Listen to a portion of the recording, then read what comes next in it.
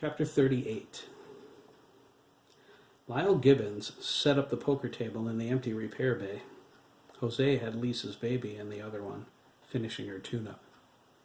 Once the new spark plugs were in, he needed to take her for a quick test drive and then drop her off at the market. It was the last bit of in-house work for the day. Lyle would pick him up and bring him back to the garage.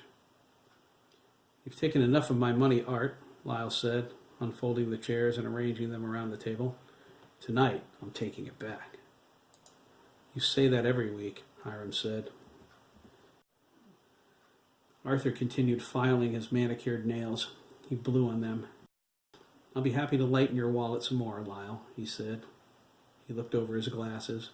"You have enough weight back there already." Lyle narrowed his eyes. "You looking at my butt, Kelly?" he asked. Arthur snapped his tongue and rolled his eyes. "You wish," he replied, throwing his leg over the other and bouncing his foot.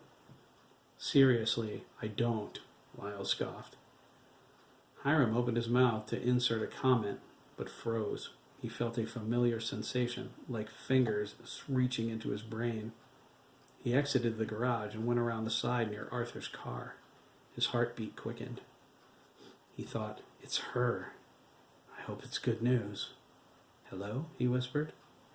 He felt her words projected directly into his brain. "It is time again, Hiram," Miss Adler said, her mind voice as clear as day. "Meet me at the middle school tonight. You will know when it is time." "I'll be there," Hiram replied. The probing sensation of fingers left his mind. Hiram went back into the garage. He grabbed one of the folding chairs and sat by the bay door. He looked up at the Korean War Memorial on Tower Road. It was the second highest point in town after Margaret Adler's house. His gaze went far away. Lyle nodded. A lot of people get that way when they look at the tower. It was a 100-foot-tall octagonal tower built from fist-sized stones with a sloping red slate roof. It was open to the public once. There was a cast-iron spiral staircase inside that led to an observation platform near the top. Large open windows faced the 4 points of the compass. Lyle remembered picnicking there with his parents before his mother died. The kids used to party in it, Lyle thought. The town welded the iron doors shut after Harold Kingsley's daughter leaped out one of the top windows trying to commit suicide. She was a drug addict who got pregnant at 17. In her 8th month, she injected an overdose of heroin and took her chances with God. She succeeded, only not right away. She cracked her head open on the cobblestone path. She died on the table giving birth to a baby boy. Lyle went up to the tower that day after all the commotion ended. The amount of blood on the cobblestones made him feel like he was back in Afghanistan.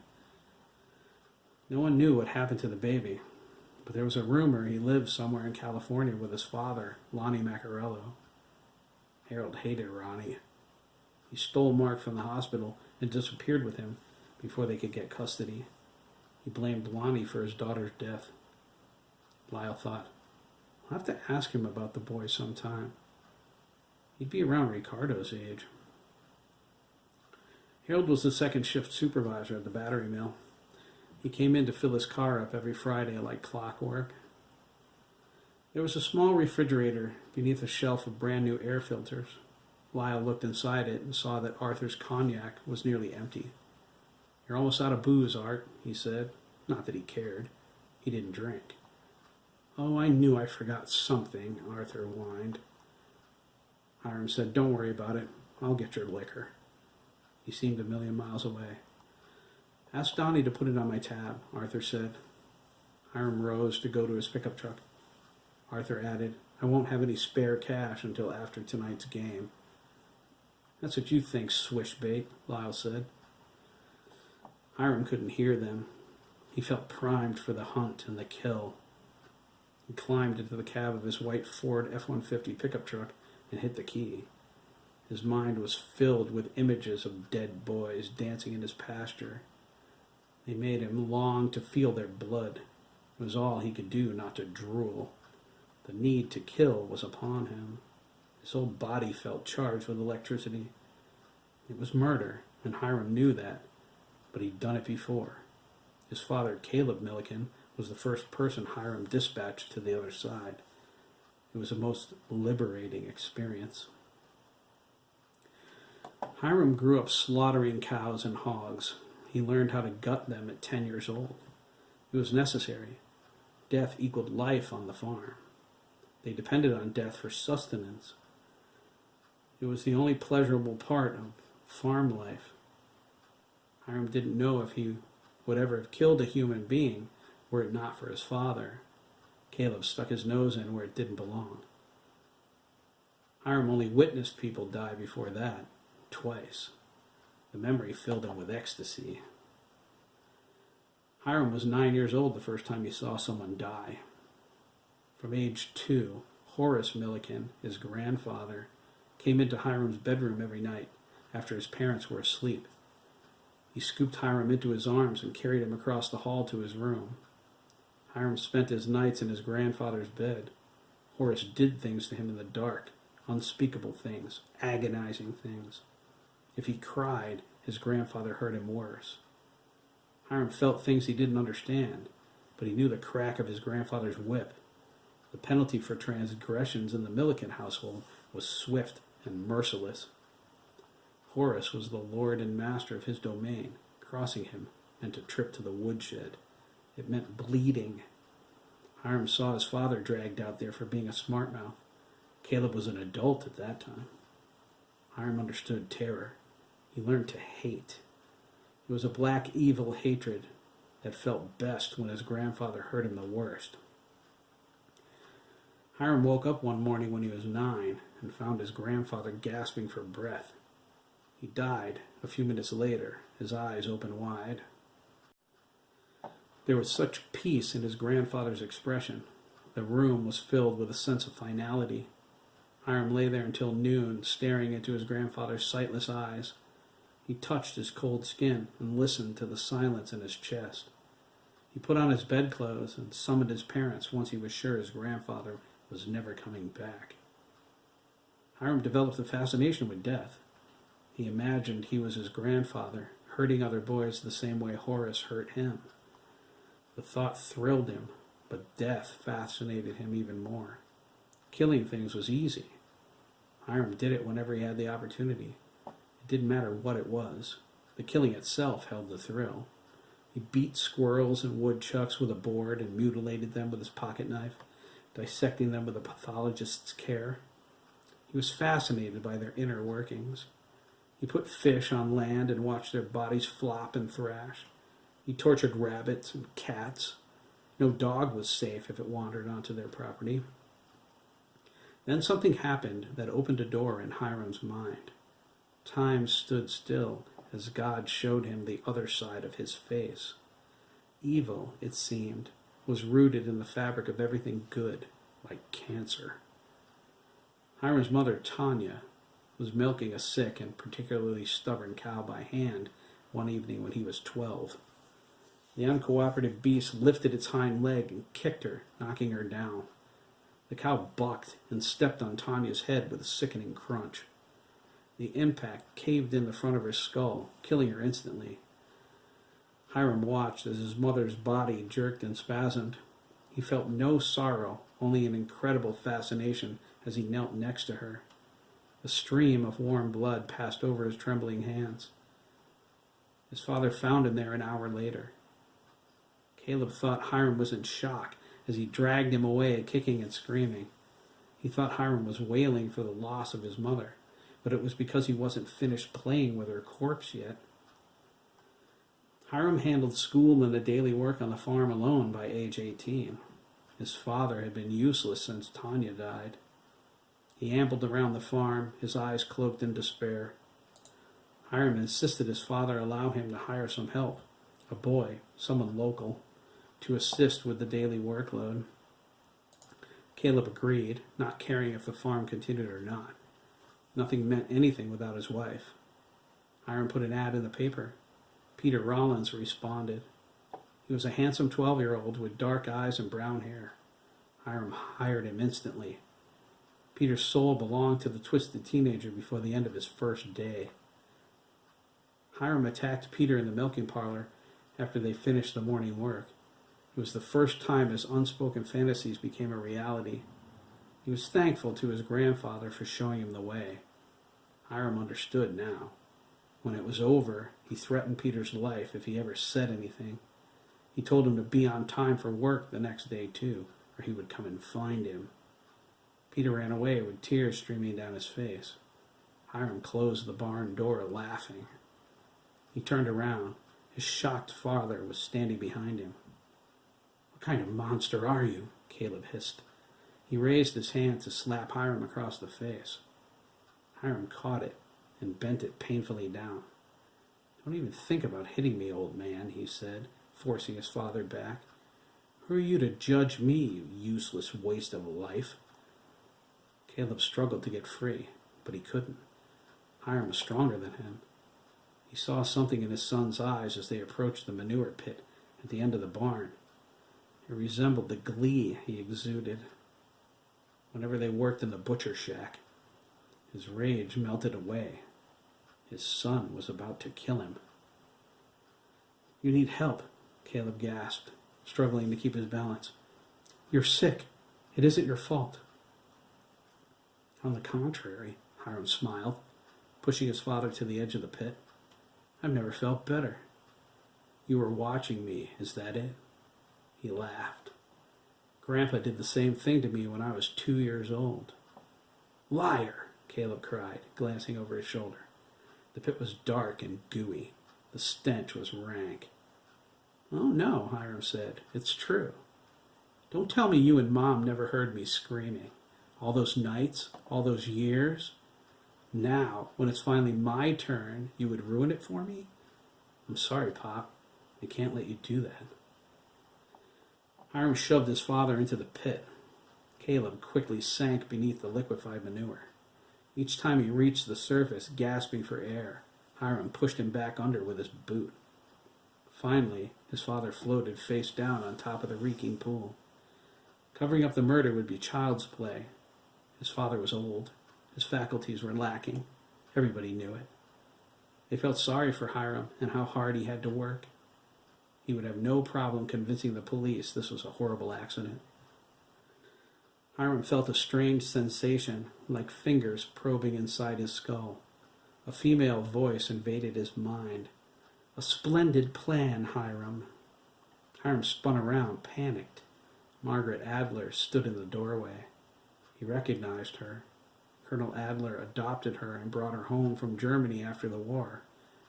He thought her eyes were blue, but in the bright morning sun he saw that they were brown. Margaret clapped her hands, staring at him. Her eyes never blinked. Hiram froze in indecision. She'd caught him red-handed. The only thing left for him now was a life in prison. Howling, Hiram ran toward her with his hands outstretched, his fingers reaching for her throat. Margaret's eyes exploded with midnight blue light.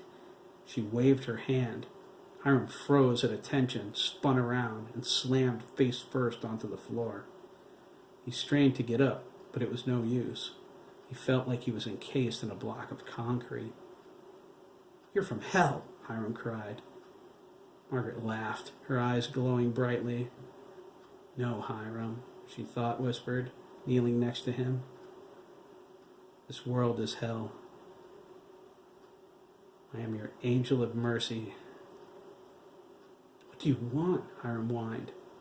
The more he struggled, the stronger the grip became. "I want you, Hiram," Margaret replied, standing up straight. "You are going to help me. You are going to kill for me." Margaret convinced Hiram attacking her again would be foolhardy. She dangled him in the air several feet above the floor with her telekinesis while she spoke. She said she would release him if he behaved. Hiram promised he would. She set him down feet first. He almost fell over when she released him from her hold. He stood in front of her, near his father's floating body. He listened to her with growing fascination. Margaret asked him if he enjoyed killing his father. She knew his answer before he said it. Something compelled him to speak the truth. "Yes, I enjoyed it, more than anything I've ever known." Would you like to kill again? Margaret asked, the glow in her eyes dissipating. Yes, Hiram replied. But boys. I want to kill boys. Is that so? Margaret asked. Then you shall, Hiram, and I will make sure no one discovers you. I need boys for my research. Provide me with what I want, and you will never need to worry about exposure again. She also assured him when he came home from school this afternoon, everything would be in order. The police were at the farm after school. They said a passing officer felt something was amiss, stopped to investigate, and discovered his father. They assured him it was a horrible accident.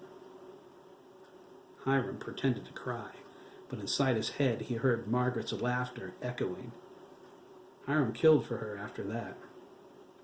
Margaret appeared after each death, either for the boy's brain or for what she called the serum sample, sometimes both. Hiram was impressed with her skill when it came to dissecting a victim's head. She had a surgeon's careful touch. He wondered where she gleaned her knowledge.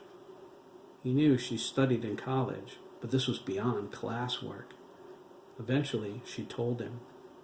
When some of the local boys started calling her the Hill Witch, Hiram had to laugh. They didn't have a clue. Hiram hungered to kill again. He was the shadow of death. He was in Lyle's parking lot, but he also hovered over the boys camping in the woods. He wanted to hide in the bushes, close enough to smell their innocence. When someone drifted away from the pack for a midnight leak, Hiram would take him. If no one came out, only then would he risk going in after them. It was like hunting sheep. He intended to kill and keep killing. Tonight, forever. That was all there was to it. Did you fall asleep, old man? Lyle bellowed from the garage bay. Hiram was startled. He drove up, signaled right, and pulled out onto Wicked Avenue. He floored the pedal for a few seconds, feeling the truck lurch forward. He rammed it into third gear. As he approached the town offices on the left side of the street before Lancaster Hill Road, he cried, "Wait!" and slammed on his brakes. Standing next to the Mayflower moving van in the parking lot was a boy more worthy of the gift than Hiram had ever seen in his life. He signaled quickly and pulled in. A woman with auburn hair came around the side of the van and tapped the boy on the shoulder. She spoke to him in sign language. Hiram's lust for murder went into overdrive. "Graham," the woman signed as she spoke. "Daddy will be out in a minute. Are you still hungry?" Graham signed, "Yes, I'm starving." "I'm not sure where we can eat, honey," she signed. "Can you wait until we get home?" Graham's only answer was to pout. Hiram pulled into a parking space nearby and watched through the passenger's window. The boy had the same auburn hair as his mother, only his was thick and wavy, hers was straight. He stood about 5'1", with tiny dimples in the corners of his mouth. He wore lead jeans with a red bandana hanging out of the back pocket. He was shirtless. Judging by his tan, he didn't often wear one in the summer. He glanced over at Hiram when he noticed the man staring at him. He waved tentatively and smiled when Hiram waved back. Are they moving into town? Hiram wondered out loud. He thought, those damn dimples have to go. I hate dimples. Graham nodded to him in a big up and down motion. You heard me? Hiram asked. Graham laughed.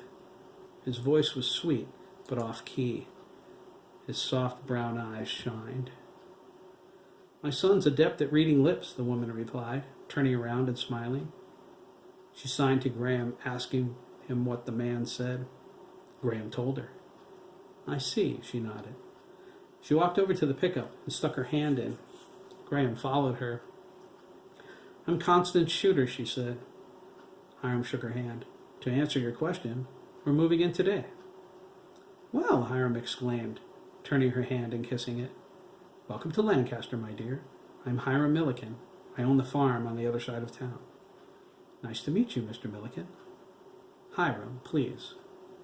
Connie smiled. God, people really are friendly in the country.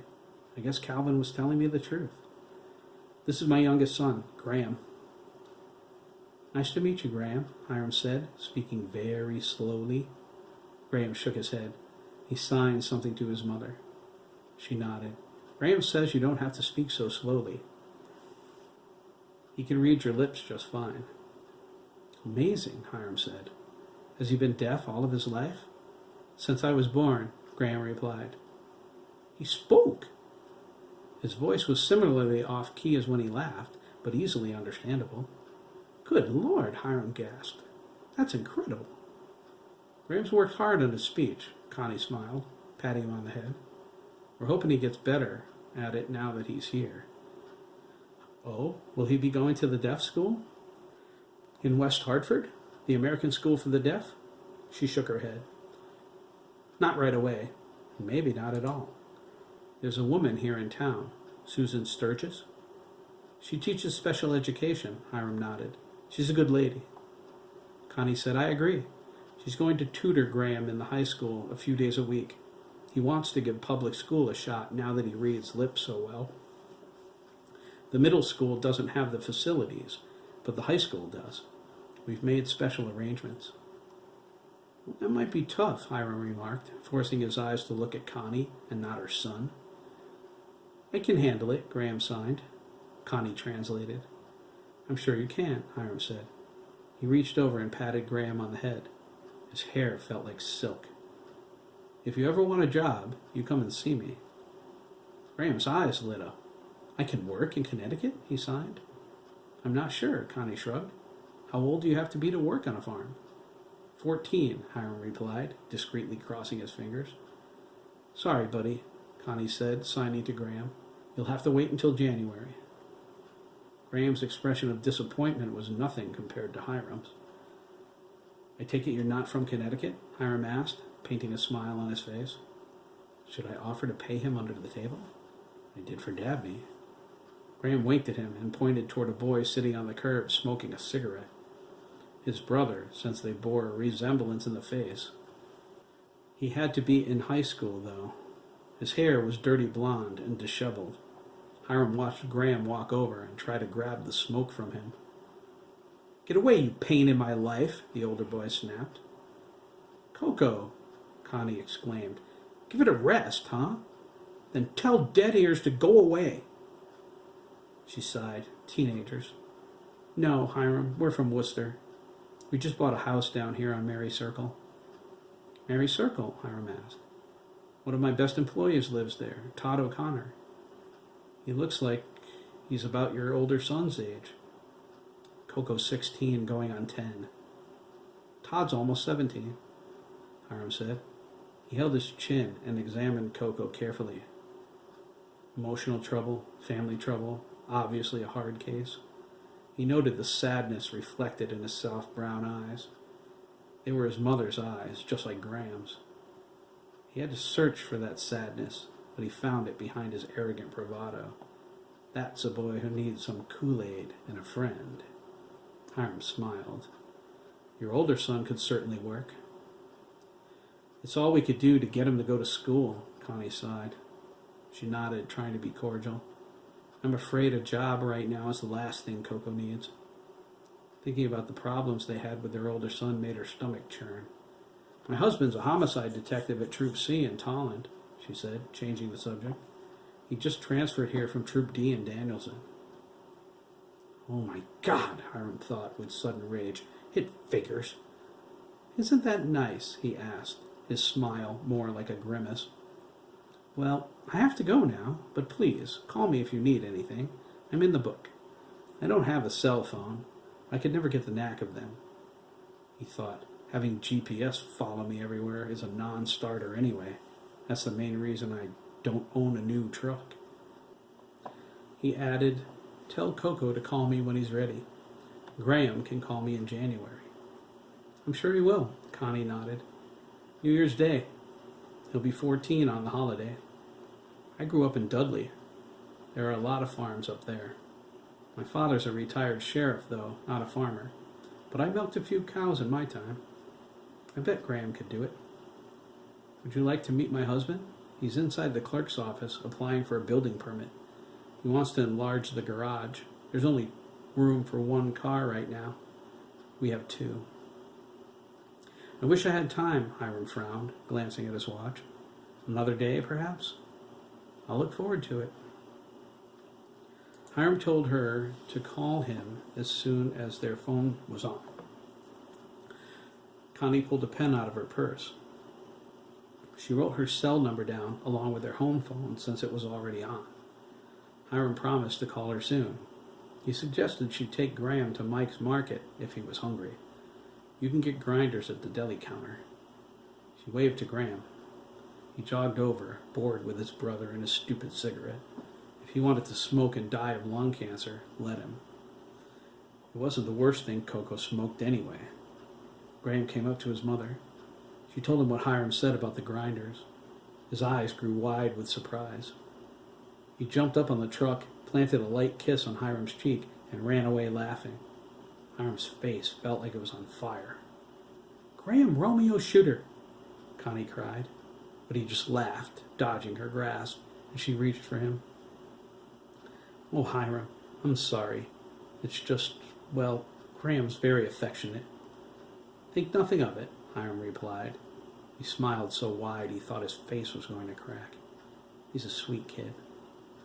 Connie waved goodbye as Hiram backed out of the parking space. She thought, thank God. She was sure they wouldn't find acceptance in the community with Graham being deaf and Coco a juvenile delinquent. She expected a lot of small-town prejudice. She had doubts about public school, too, but her husband was right. They had to get Coco out of the city. Between the gangs and the drugs, one or the other was going to kill him. Graham came up to her and begged her to go get him a sandwich. She promised they would, just as soon as his father finished inside. "Hiram's a nice man," Graham signed. "Can I go down to his farm sometime? I can't wait until January." "As long as it's okay with him, honey," Connie shrugged. "I'll ask him when he calls us. I think you're right. He seems like a very nice man."